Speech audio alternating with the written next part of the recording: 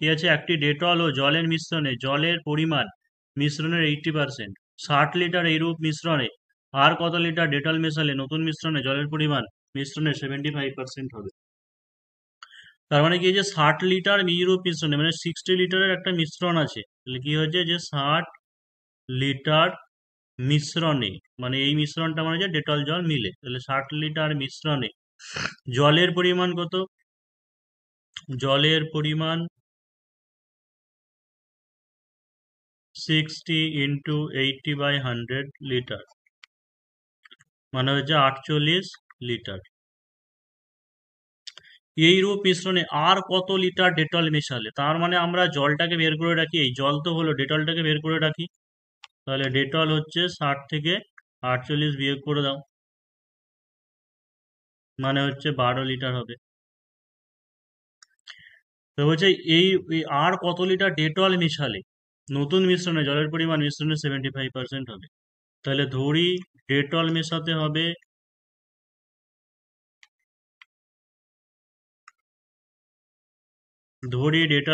হবে x litre. তাহলে শর্তানুযায়ী আমাদের কত আছে, জল যেটা বেরিয়েছে সেটা হচ্ছে 48, ঠিক আছে, জল যেটা বেরিয়েছে সেটা হচ্ছে 48 অনুপাত ডেটল আমাদের 12 আছে। আর কত লিটার ডেটল মেশালে বলেছে, মানে এক্স মেশালাম, তাহলে হচ্ছে 12 + x ডেটল হয়ে যাবে। এটা ইকুয়াল টু কি হবে?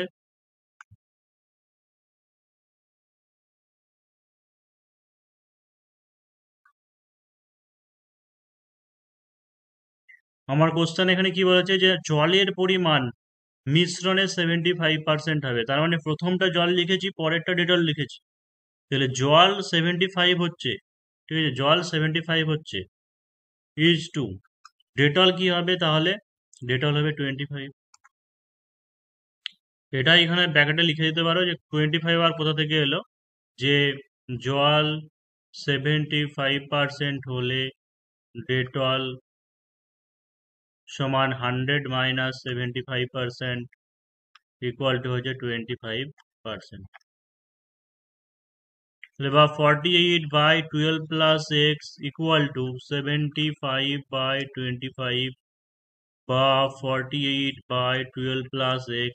এই কাটাকুটিটাও দেখে নাও, যে কোনো জায়গায় ডিজিট ফিজিট কেটে করবে না, ঠিক আছে, এরকম ভাবে করবে। 12 + x × 3 ইকুয়াল টু 48, বজ্র গুণ করে পাই 36 প্লাস, এই সরি, হ্যাঁ, 36 + 3x ইকুয়াল টু 48, বা 3x ইকুয়াল টু 48 - 36, বা x ইকুয়াল টু 12। বা একটা লাইন পড়ো এখানে, কারণ লেখা থাকে যে কোনো জায়গায় step jump, any step jump করলে পরে নাম্বার ডিডাক্ট হতে পারে, বা হচ্ছে ফুল মার্কস কেটে নেওয়া যেতে পারে। ফুল মার্কস যদিও কাটে না, লাস্ট কেপিএসআই শুনলাম যে অনেকেরই যারা স্টেপ জাম্প করেছিল বা শেষে উত্তর লিখে নেই, তাদের কিন্তু 1 নম্বর 2 নম্বর করে কেটেছে। তাহলে অতএব নতুন মিশ্রণে 4 লিটার ডেটলই তো নাকি, ডেটল মেশাতে হবে।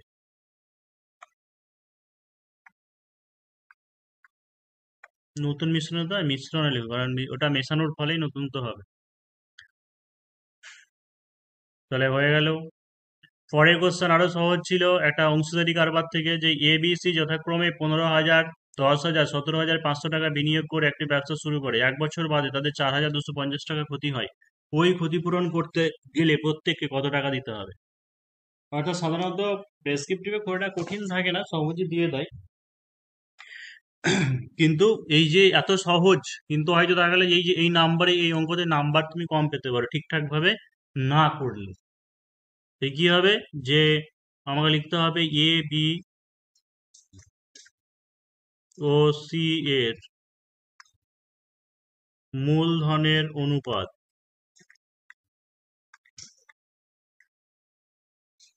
মূলধনের অনুপাত 15,000, 10,000 আর হচ্ছে 17,500।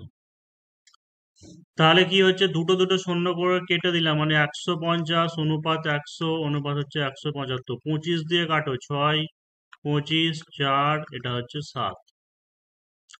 এবার একটা অংশীদারি কারবারে কি হচ্ছে, যে টাকায় তুমি ইনভেস্ট করবে, তুমি প্রফিট হলে সেই অনুপাতেই পাবে, লস হলে তোমাকে সেই অনুপাতে দিতে হবে। প্রফিট হলে সেই অনুপাতে পাবে, আবার লস হলে কি করতে হবে, সেই অনুপাতে তোমাকে লস গুনতে হবে। তাহলে অনুপাতের যোগফলটাকে আমরা বের করে রাখি এখানে, তাহলে পরে করতে বারবার যোগ করতে হবে না।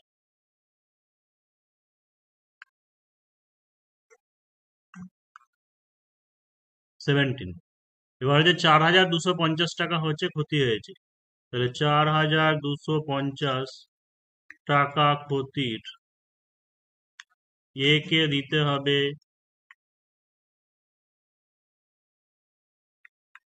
4250 গুণিত এর আছে 6, মানে 6/17।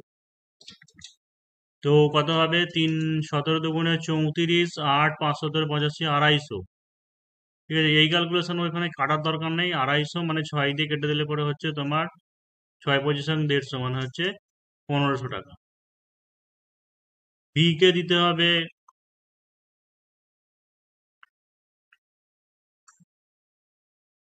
250, 4 250 মানে হচ্ছে 1000 টাকা। আর সি কে দিতে হবে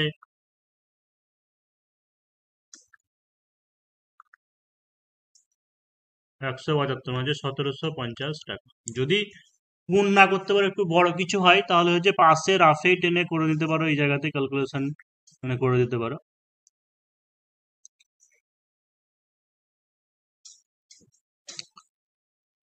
তাহলে অতএব এ, বি ও সি কে যথাক্রমে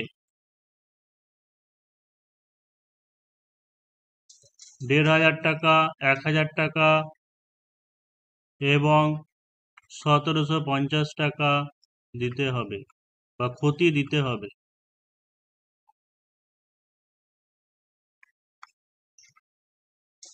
উত্তর, তো প্রথম অঙ্কটা ছিল আমাদের অংশদারি কারবার, এই মিশ্রণ থেকে, দ্বিতীয়টা অংশদারি কারবার, তৃতীয়টা হচ্ছে অ্যাভারেজ থেকে দিয়েছে, যে কোনো অফিসারের কর্মচারীদের, সরি অফিসার বলছে, অফিসের কর্মচারীদের মাসিক বেতনের গড় 7000 টাকা। এদের মধ্যে অফিসারদের মাসিক বেতনের গড় 11,000 টাকা এবং অবশিষ্ট কর্মীদের মাসিক বেতনের গড় 6,000 টাকা। কর্মচারীদের কত অংশ অফিসার ছিলেন?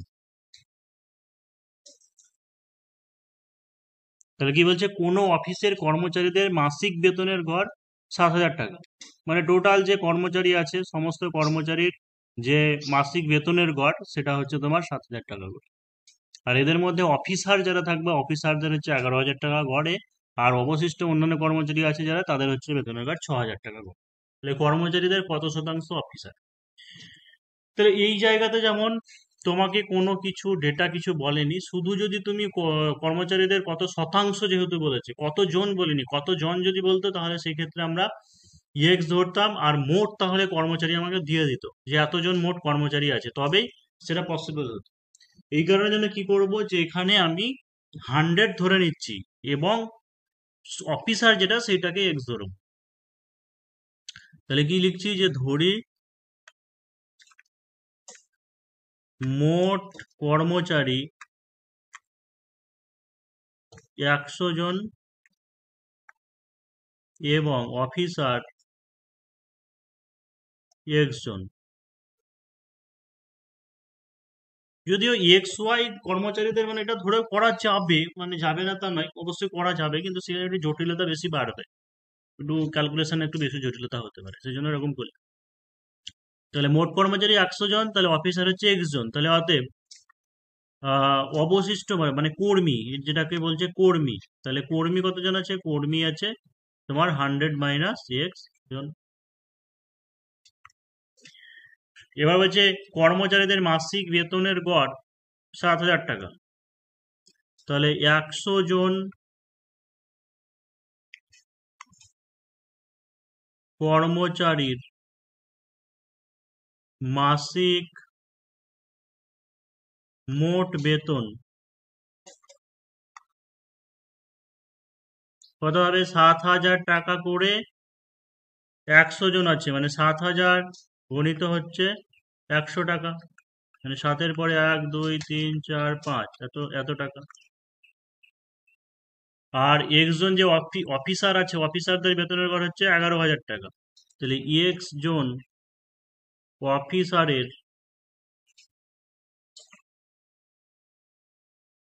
মাসিক মোট বেতন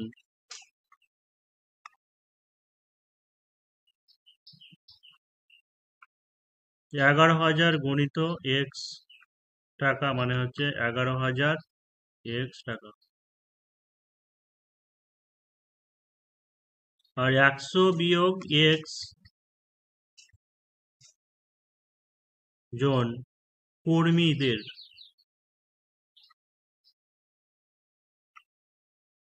মোট মাসিক বেতন,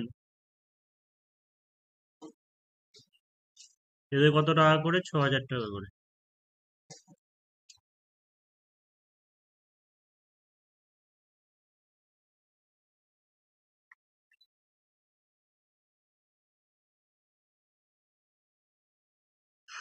এত টাকা।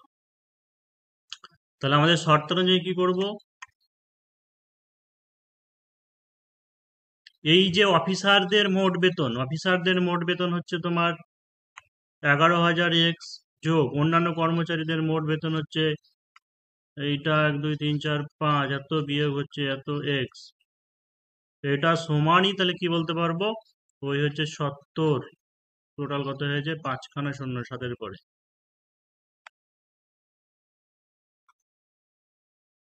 তাহলে 11,000 থেকে 6,000 বিয়োগ করো, মানে হবে 5,000 এক্স সমান 1 2 3 4 5 থেকে 6-এর পরে 1 2 3 4 5।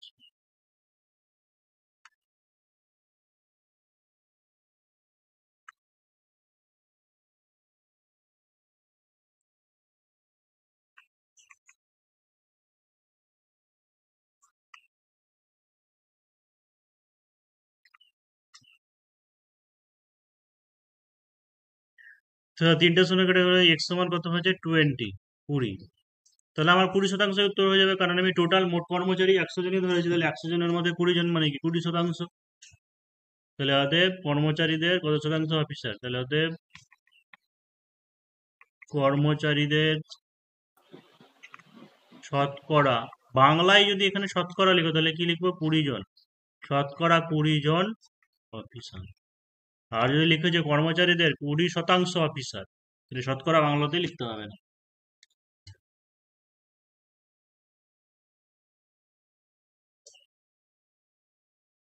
এরপর দেখো সিম্পল ইন্টারেস্ট, কম্পাউন্ড ইন্টারেস্ট ছিল। এই জায়গাটা থেকে একটু সাবধানে অঙ্ক করতে হবে, তার কারণ আমরা যখনই অঙ্ক করি আই সমান পিটিআর বাই 100 বা A equal to P into 1 + r/100 এইভাবে করি। তো ডেসক্রিপটিভ নিয়মে এটাই বলে যে ধরো 9-10-এর বইয়ে যখন অঙ্কগুলো দেওয়া করা আছে তখন কি আছে, যে সূত্রটাই অ্যাপ্লাই হচ্ছে সেই সূত্রটা কিন্তু ওরা প্রথমে এস্টাবলিশ করে দিয়েছে। তাই তো, ধরো সিম্পল ইন্টারেস্টের প্রথমে কিভাবে এলো, যে 100 টাকার 1 বছরের সুদ হচ্ছে 8 টাকা, 1 টাকার 1 বছরের সুদ হচ্ছে P/100 টাকা। ঠিক আছে, এরকম ভাবে PR/P টাকার এরকম ভাবে লেখা আছে। কন্ডিশন মানে করে দিয়েছে একবার, দিয়ে তারপরে তখন অঙ্ক শুরু করছে। তাহলে একবার প্রতিষ্ঠা করে দিয়েছে, তারপরে অঙ্ক আছে, বারবার তো আর সেই একই কিভাবে এলো দেখার দরকার নেই। কিন্তু পরীক্ষার সময় হচ্ছে কি কি একটাই অঙ্কই তোমাকে দিচ্ছে, একটা অঙ্কই পড়ছে। তো ডেসক্রিপটিভ মানে হচ্ছে এটাই, যে একটা স্টুডেন্টকে হোক বা একটা তুমি যেটা করছো, যে তুমি ডিটেলসটা তার জানো। না তো শুধু এটা কোনো ব্যাপার যে আই সমান পিটিআর/100, কেউ তো অন্য সূত্রতেও করতে পারে, কেউ অন্যভাবেও করতে পারে। অর্থাৎ যখনই আমাকে ডেসক্রিপটিভ এরকম দেবে, সেই জন্য সেটা শুধুমাত্র আমরা জানি বলে করলে হবে না, তুমি জানলে হবে না, অন্য সবাইকেও জানাতে হবে। এই সূত্রটাকে একটু এস্টাবলিশ অতটা বড় করে না করলেও অন্তত কিভাবে আসে সেই জিনিসটা দেখিয়ে দেওয়া উচিত। জিনিসটা মানে কি, যেমন হচ্ছে এটুকু তোমাকে লিখে দিতে হবে যে 100 টাকার 100 টাকার 1 বছরের সুদ 8 টাকা। তাহলে 100 টাকার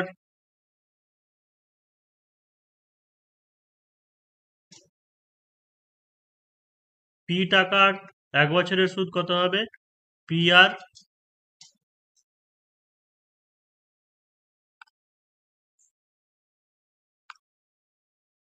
টাকার 1 বছরের সুদ কত হবে? R/100 টাকা। আর পি টাকার 1 বছরের সুদ কত হবে? PR/100 টাকা।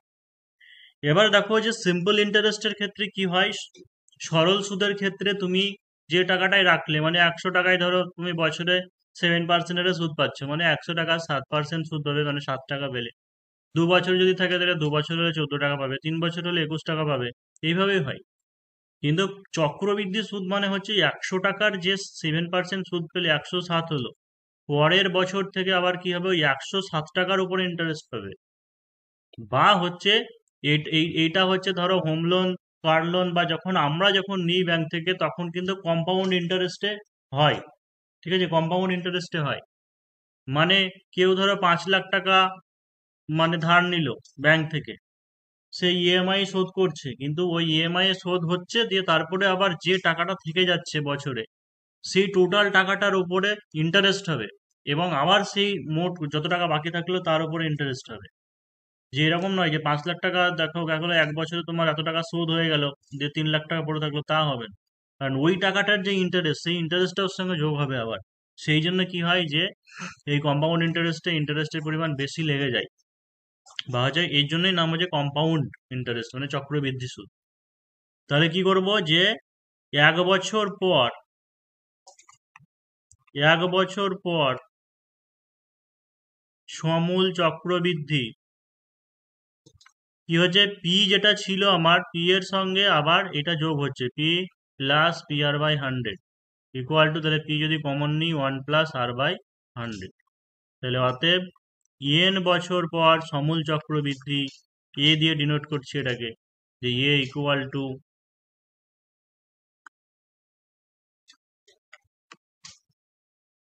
P × 1+R/100 এটা হচ্ছে 1 নম্বর সমীকরণ দাও।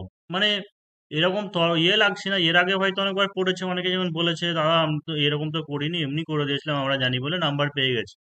তো দিতেই পারে, কিন্তু লাস্ট কেপিএসআই থেকে একটু কড়াকড়ি হয়েছে শুনলাম, কারণ অনেকে যারা আরটিআই করেছিল তারা কিন্তু মার্কস 5-এ অনেকে কেটে নিয়েছে, 1 নম্বর 2 নম্বর করে কেটে নিয়েছে। তো কোনো কাটার জন্য স্কোপ না থাকে, সেই জন্য বলে দিচ্ছি যে একটু এইভাবে পড়ে দেবে।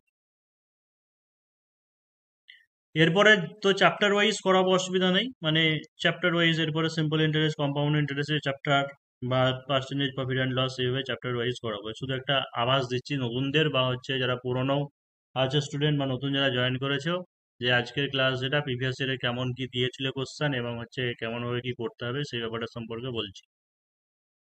তাহলে চক্রবৃদ্ধি সুদের হারে 8,000 টাকা 2 বছরে, তার মানে আসল হচ্ছে 8,000 টাকা পি,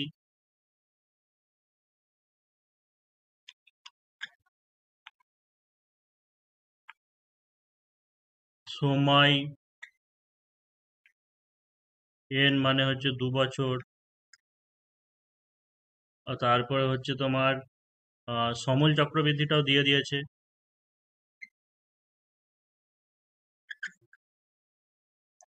সমূল চক্রবৃদ্ধি কত দিয়েছে, যে 10,580 টাকা। তাহলে আমাকে সুদের হারটাকে বের করতে হবে, ঠিক আছে, সুদের হার এটাকে বের করতে হচ্ছে। তাহলে 1 থেকে পাই, এর জায়গাতে আমি বসিয়ে দেবো যে 10,580, পি এর জায়গাতে হচ্ছে 8,000 ইন্টু 1+, আটটায় বের করতে হবে, এখানে হচ্ছে 2। ক্যালকুলেশনটা দেখে নাও যে 1+R/100 তার স্কোয়ার ইকুয়াল টু, বেশিটা উপরে যাবে, মানে এটা অর্থাৎ 10,580 বাই হচ্ছে 8।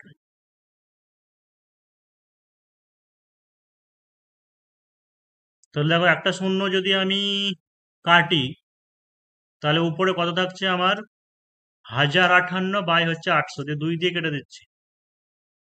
2 দিয়ে কাটলে পরে হচ্ছে তোমার 529, আর নিচে হচ্ছে 400।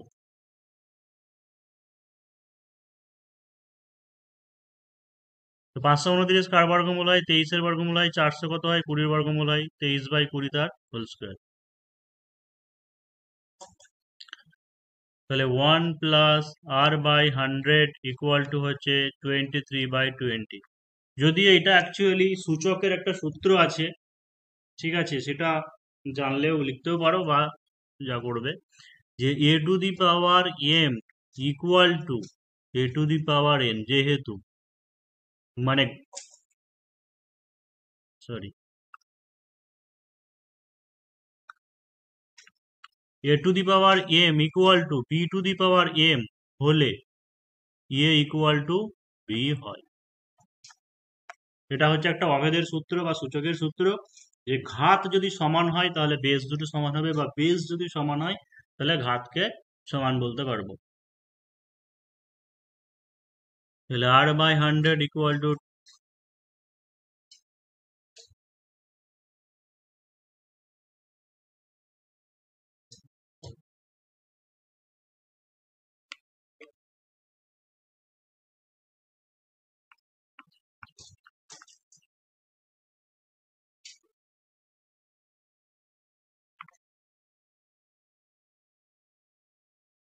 তাহলে সুদের হার কত? তাহলে অতএব সুদের হার চক্রবৃদ্ধি সুদের হার 15 টাকা।